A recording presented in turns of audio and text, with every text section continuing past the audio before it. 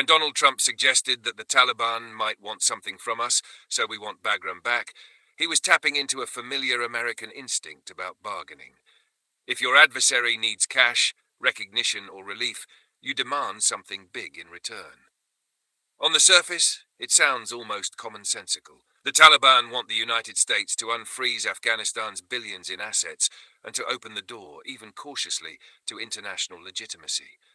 Why shouldn't Washington leverage that desperation to reclaim what was once the hub of US military power in Afghanistan? The trouble is that Bagram isn't just an airbase. It is the crown jewel of the Taliban's victory narrative. For 2 decades, Bagram was the nerve center of America's war. The place from which bombers launched, drones hovered, and detainees were held. When Taliban fighters finally walked through its gates in 2021, it became more than concrete and runways. It became proof that they had expelled a superpower.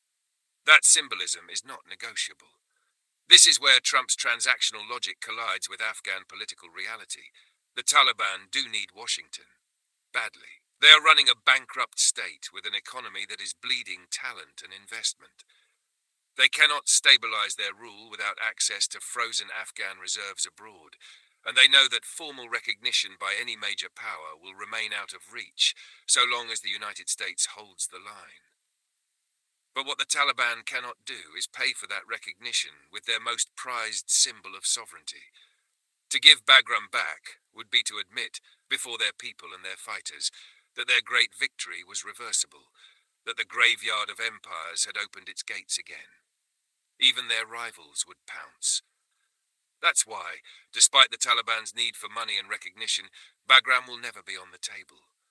They may quietly negotiate over counter-terrorism cooperation, mineral deals, or humanitarian carve-outs.